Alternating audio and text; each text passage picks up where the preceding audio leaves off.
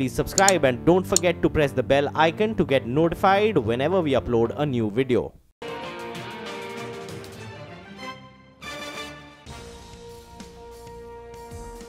The Asian markets have taken the weak handover come by from Wall Street. Remember, on Wall Street, we saw cuts on big tech heavyweights. The board is actually acting in all the interests of the shareholders, the staff and the patients of Fortis Hospitals. Intraday dip comes or if a gap down comes, you got to buy because this market is in a bit of an uptick. Focus, our determination, everything is to try and get to the double-digit mark on all parameters, whether it's constant currency or dollar denominated.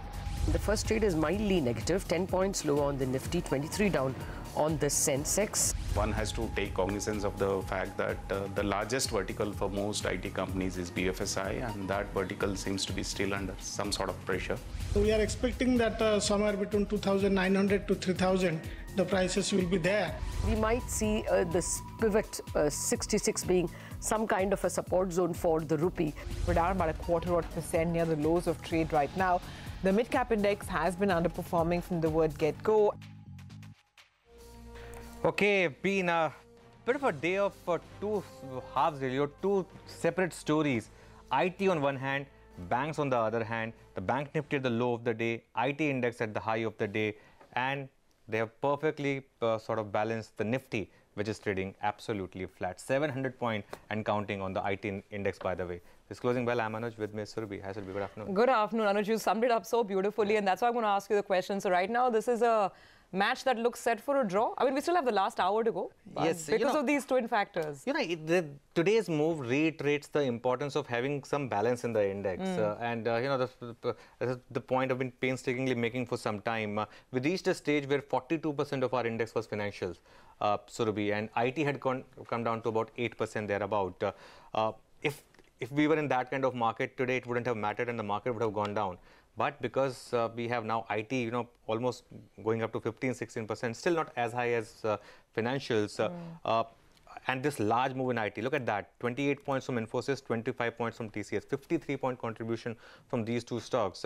And that's led to this, fight for the Nifty, because it's important for the bulls to fight and, see the 10,500, 550 being defended. So on the Nifty, you'll have to say that no harm done. On the bank Nifty, there's been some damage which has been done today because 24,950 for last many days was acting as a support. On a closing basis, you've still not broken it, but because today was a bit of a macro sort of news as well, that's been, hurt a bit. I just want to make a point here, though. Tomorrow is HDFC Bank's numbers. So if you're leaving shorts open today in Bank Nifty, and if HDFC Bank does a TCS, for example, because HDFC Bank is also the leader of the pack, right? But it's become a bit of a non-event number for some time now, right? But, it has. But, you never know. Look, TCS, after a stupendous rally, still got 6%, right? So who knows what may happen in this market. So that would be a bit of a risk you'll be taking. So in last hour, there's some probability, I won't rule it out, if the market starts to recover, even on the banks as well. Because the bank shorts start covering. And look at the move in Bata, for example, for last 10-15 minutes. Positive news is still impacting individual stocks. To position yourself in this last hour of trade, we have Ashwini Gujral, of course, joining us, and along with him, Mitesh Thakkar as well. By the way, just to put things in perspective for this year, the Nifty IT is up 20%, and the Nifty Bank is actually down about 2.5%. So 22.5% divergence is what we have seen between Bank Nifty and IT index.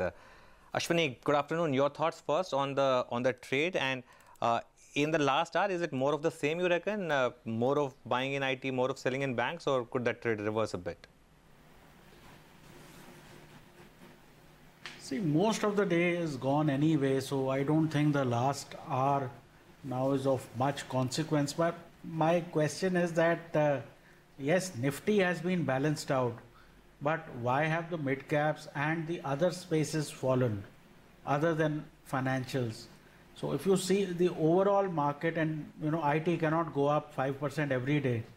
So can IT maintain 5% every day and take care of the losses that financials have or may get in the future? So that way, most sectors are negative, hardly 3 sectors are positive. So overall, while the index may have been maintained, but the kind of cuts you have on ICICI Bank, State Bank, large banks which are coming off, it looks difficult, whether we can balance the index out for many days. Having said that, I think you still can't reach any conclusion on the overall market. But Infosys, which had collapsed post its results, that's back to 1180. So maybe some shorts getting covered there. That's a buy with a stop of 1160, target of 1220. PNB, which is almost hitting a fresh low, that is a sell with a stop of 95, target of 88. And Bank of Baroda is a sell with a stop of 146, target of 134. Okay, interesting. Srini, the Infosys a better trade than TCS, you'd say? That's why you're going with this one. See, TCS, now the story is out. But Infosys is still not at fresh high. So sometimes, there's a catch-up move just because, a few people went short the other day. But I think TCS is now the leader of the pack. May not be bought right now, but on declines towards 3200, 3250, I think it's a definite buy. Oh yes, the other story, of course, has been the weakness in PSU banks today. Just see the intraday falls in some of these names. We spoke about Bank of India early in the morning. Stocks like Oriental Bank of Commerce now are seeing big decline. The tier 2 stocks are the ones where you have big declines compared to the OBC, now down about 5%. Mitesh is also with us. Mitesh, good afternoon. Your thoughts and your trades? Yeah, good afternoon. So I think it remains a very quiet and a subdued market, but I think the key action was in Bank Nifty. We did test 24,800, 820 zones nearly, I think, and for me the Bank Nifty chart pattern still remains negative on the hourly basis. So, while there could be some pullback, I think as long as we are below the levels of 25,000 to about 25,070, I think the structure would be negative on the charts of Bank Nifty. So we'll maintain some kind of a negative bias there. A better advice here would be to again go short on the out of the money call options. We don't have much time left for expiry, so 25,200, 300 strikes could be ideal strikes to possibly explore some shorting on the call side. I have in fact 2 sell calls right now, and one of them is ICICI Bank, which also is a constituent of the Bank Nifty. Keep a stop at 286.5. Look for declines to about levels of 273. And there's some negative signal on the charts of Reliance Infra as well. I think we have a sell there. Keep a stop at about levels of 456 and look for declines to about levels of 432. Okay, all right. Thank you, gentlemen, for those trading ideas. Let's welcome in Mr. SP Tulsian of sptulsian.com, as well as Deepan Mehta, member of both the BSE and the NSE, joining us on the show. Thank you very much for joining in. Mr. Tulsian, I'm going to extend the IT conversation to mid-cap IT because, that entire basket continues to surge. You've liked stocks like Hexaware in the past. What did you think of Cyient? Any changes in the mid-cap IT preference? See, in the morning I have covered on Cyient saying that the results have seemed to be extremely good. And in fact, if you really see the design-led manufacturing sector of the company, where the guidance is seen to be coming in of the margin expansion from 1.5% to maybe about 5-6%, it seemed to be quite good.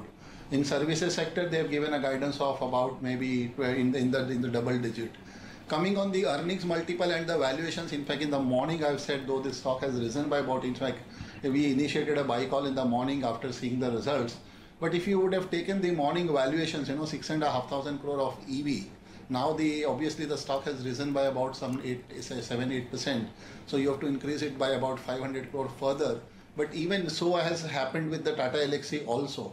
And if a company is posting a profit of about maybe 400 crore on an yearly basis, on an EV basis of, or maybe P multiple of about 15 even now, after the share having run up so much, and on an EV of about 7,000 crore, because market cap is now at closer to about 8,000 crore, company is having a cash of about 800,000 crore. So if you take an EV of 7,000 crore, that really looks good. So yes, in the morning also we have said that probably along with Tata Elxsi, Hexaware and Persistent System, 3 used to be our mid-cap IT call, and we have added this Cyient in also in the buying list.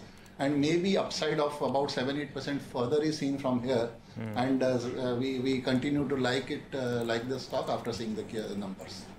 Okay, well, just pull out the intraday chart of Wockhardt. Last 2 or 3 days, there's been massive accumulation, and especially in last hour of trade, and today as well. That stock right now making the highs of the day. So Wockhardt is the one which is moving. There's been moves sometimes in Divi's Labs as well. A lot of these stocks are making big moves right now. Mr. Tulsian, good afternoon. The other stock which has been really interesting today is Max Financial. Your thoughts on that stock, up 8.5%? Won't be difficult for me to comment on the reason, because we have not been keeping the stock in our coverage, or maybe, we have not taken much look into the stock. Okay, Deepan, good afternoon. The other pocket of the market, obviously, where we've seen a lot of price erosion is the OMC space. And even today, stocks are really sulking. Anuj, of course, was making the point illustrating how right now, at least, the companies have still been increasing prices. Anyway, stocks are down to 52-week lows. What would you do with them?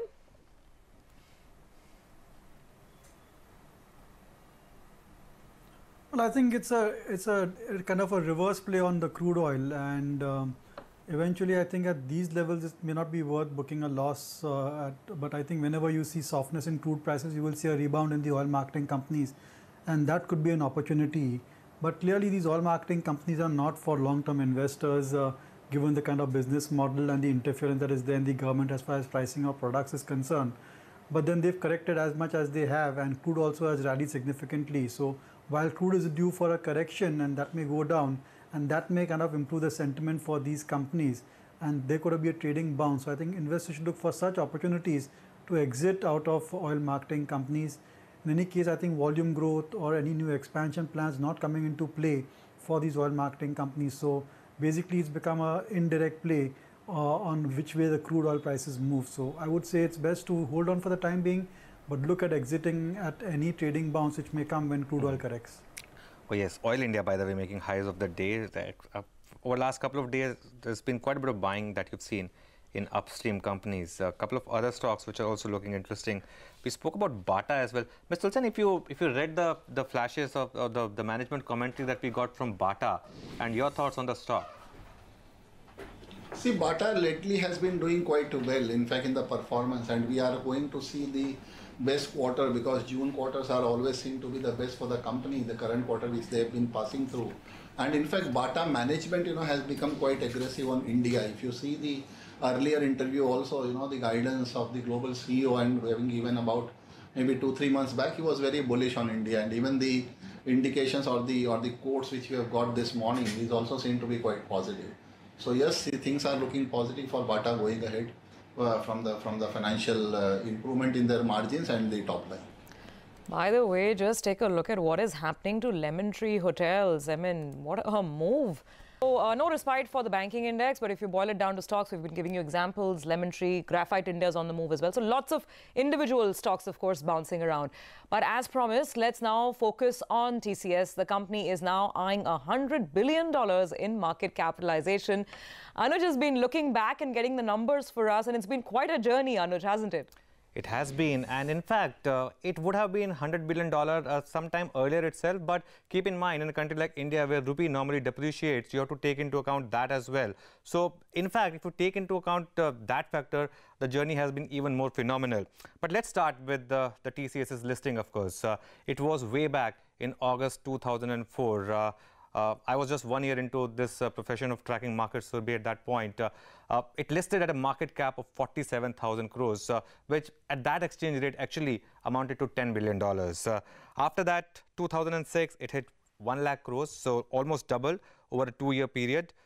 Doubled in next 4 years again with the market cap of about 2 lakh crores. After that, of course, it wasn't a great time for IT sector for a bit, so took a time to get to 3 lakh crores by March 2013. But from March 2013 to December 2013, the next 1 lakh crores came rather swiftly, as you saw on that graphic plate as well. Then almost an 8-month or 10-month gap, October 2014 is when it hit 5 lakh crores.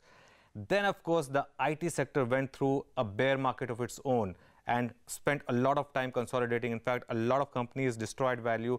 TCS, of course, still managed to do well, but it took time for TCS as well and the entire sector to come back. And the last 6 months or last 1 year, last 6 months of 2017 and the first 3 or 4 months of this year have all been about IT. So Jan 2018 is 6 lakh crores and today 6.6 lakh crores. What if you invested 1 lakh in TCS's IPO? How much would you be worth today? 16 lakh in terms of the value of the shares, 21,000 in terms of dividend. all tax-free, or most of it tax-free, now that we have LTCG as well, though it's been grandfathered, of course. Now, the most interesting point is, we keep talking about this Infosys versus TCS comparison. In some way, it's not fair because Infosys, TCS straight away listed at 47,000 crore market cap. Infosys listed way lower, less than 1,000 crores, and has been actually a much bigger wealth generator. But still, TCS listed at 25% discount to Infosys in its market cap, caught up with Infosys over a 6-year period. Even though it was the largest company always by numbers, by sales and profit, it was always higher than Infosys. But because Infosys had been trading for so long and had given such a great trading history, Infosys always was the bellwether, and TCS always used to command a discount to Infosys. But look at what has happened now. Now TCS is 2.5 times Infosys. So Infosys plus Infosys and half of Infosys. Not just that, TCS market cap is 52% of all the index IT companies. It's higher than all the other IT companies put together in the index. Such has been the phenomenal journey, of course, of the bellwether called TCS. Absolutely. It's been really remarkable and stunning. Look at those numbers and look at the zeros add up very close to that $100 billion mark. Well, speaking of IT stocks flying around, Cyient, we've already discussed it with Mr. Tulsian. Look at the gains, 13% and counting now on Cyient. That's one stock that's on the move. By the way, NIIT, the parent, which has a cross-holding in NIIT Tech, there is a bit of a play there as well, because NIIT is at the day's high with gains of around 6.5% as well. So there's a lot moving around relating with mid-cap IT. Now, Deepan, I know IT is not a space that you've liked, but given the kind of run rate some of these companies, the mid-cap companies are showing, are you willing to change your stance at all?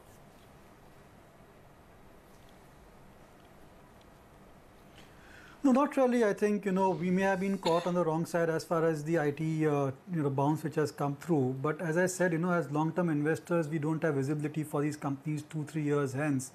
And after many quarters of stagnation, I think we are seeing kind of the first few, up moves as far as the volume growth is concerned.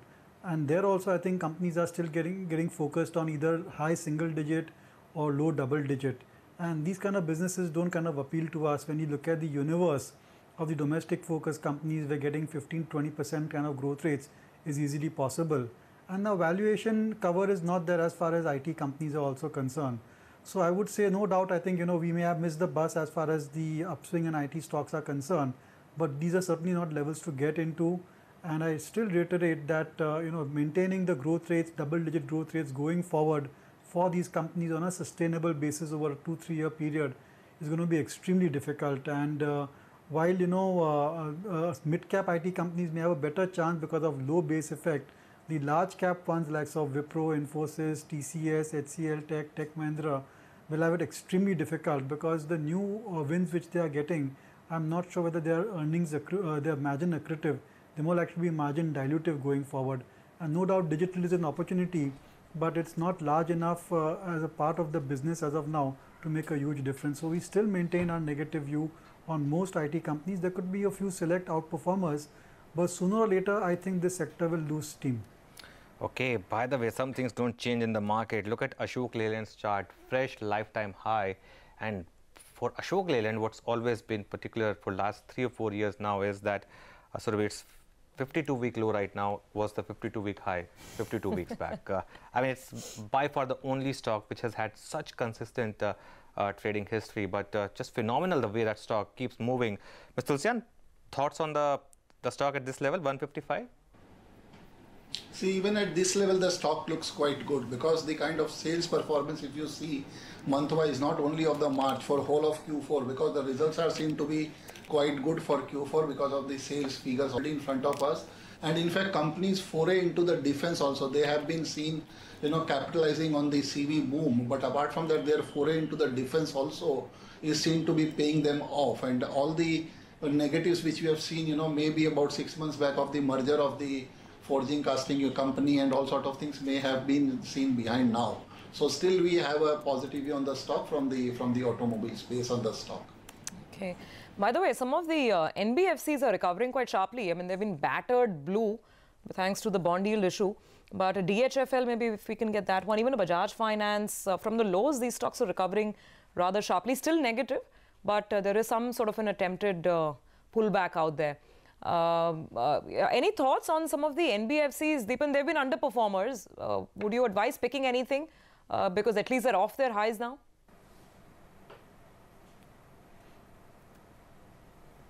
I think this is the absolute right moment to buy the NBFCs, especially the retail-focused NBFCs. We are seeing a good uptake as far as housing loans, personal loans are concerned.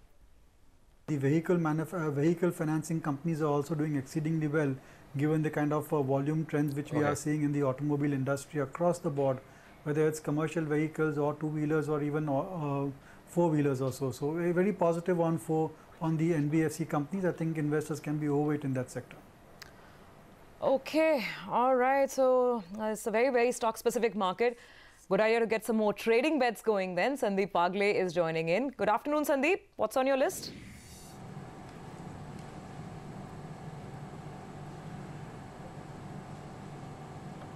Afternoon, Surbhi. I would go with a buy in a Bata. Little move has already come in, but I still see some more upside. Stop loss of 775. My target was 810. I would revise it to 830. The second call is a buy in a Tata LXC. Stop loss of 1125. Target of 1166. Okay, Sandeep, thanks a lot for those trading ideas. Mr. Tulsian, before we thank you, what would be your thought process on a stock like HDFC Bank declaring numbers tomorrow? Of course. You reckon the stock could still move after the numbers? It's always been among the more expensive banking stocks for good reasons, but would you still buy it at these prices? See, after looking to two private sector bank numbers, one is DCB and IndusInd Bank, yesterday and in the last week DCB, I don't think that there will be any kind of disappointment. Maybe IndusInd also has disappointed largely on the divergence issue, because if you really see now, IndusInd Bank is even ruling at a current year price to book of 3.9, and definitely in that scenario, HDFC Bank is also likely to post good numbers, and they are continue to enjoy the higher premium tag, as compared to other private sector banks, whether on the earning multiples or maybe on a price to book multiples. So yes, the things are seen to be quite positive, and in fact we have been keeping positive stance on the banking and finance sectors, and we have always advised that you must have the NBFCs, housing finance company, and some private sector banks in your portfolio. Though for last 1 month we have also started giving buy call on the select larger PSU banks also banks as well. So overall positive on HDFC Bank.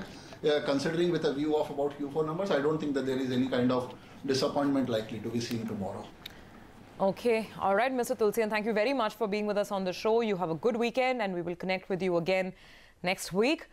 Well, the stock of the afternoon really has been Bata. It's on fire. A couple of our technical experts have given their trading calls on it as well. And this is how it happened. You heard it here on CNBC TV18. The Bata management is betting big on India.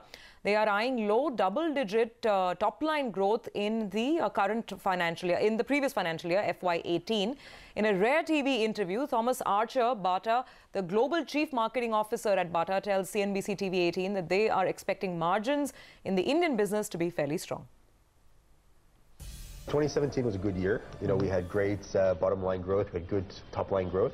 This year, our challenge is to accelerate top line growth. I think last few years we've been delivering great profit, exceeding expectations. This year, with all these new initiatives coming online, we'd be disappointed if we didn't get into the double digits, turnover growth. Since you mentioned you want, that you expect to end this financial year on a low double-digit kind of growth, and you'd be disappointed if you didn't. So far, what? I mean, so far, this, in the first 3 quarters, your overall revenues have grown, I think, by about 6.5%, 7%. Yeah. So that means you're expecting a substantially good yes, fourth quarter. Yeah. No, we're expecting actually this quarter and the next quarter to be even better, because like I mentioned, many of our initiatives that were launched last year and announced this year are just coming into force now, right? Because there's a bit of a lag time. So products like the Red Label collection, which I'll show you later, we believe have huge potential in terms of revenue growth. Power the same, and we're going to be aggressively marketing, announcing some new collaborations, new brand ambassador actually in the next few days. India is now your second largest market after Italy. Over there, of course, growth is stagnating. When one would assume it's just a matter of time before India then becomes your largest market. Absolutely. Can you give me a sense, what is internally, what do you win by? When do you expect India to be the numero uno for Bata? We expect 2019, right. you know, if we achieve our targets, which we fully expect to do, 2019 would be the year that India would become the #1 business for us. Currently, it contributes for 26-27%. A little bit less. No, we're talking more like 15-16%. 15-16%. Yeah. All right. So then, when do you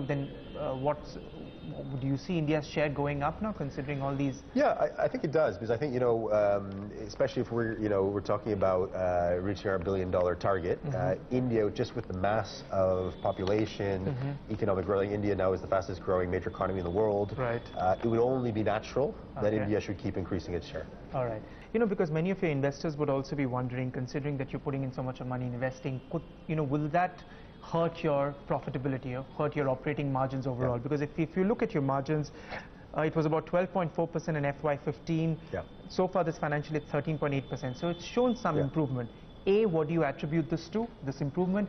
B, now with more focus on more premiumness, do we see, is there more headroom for growth, or is your expansion, could that soften the margins? No, I think the margin, first of all, it's increased because I think we've been more efficient in our business, controlled our costs. And second of all, we've managed to premiumize our collection somewhat. So obviously, as we move up in price, that gives us a little bit more scope for gross margin. So I think that's what's happened so far. We are not going to grow turnover at the price of profit. Okay, so they will grow in lockstep. Turnover will grow and profit will grow. So our intention is to gradually increase our margin, but focus on turnover growth. Okay, so both will grow in tandem, not one at the expense of the other. That's right, and we're going to keep them very balanced. Okay, that is something that the market has really liked. Ashwini, technically, how's Bata positioned? See, anyway, the stock was going up. It's part of the consumption story.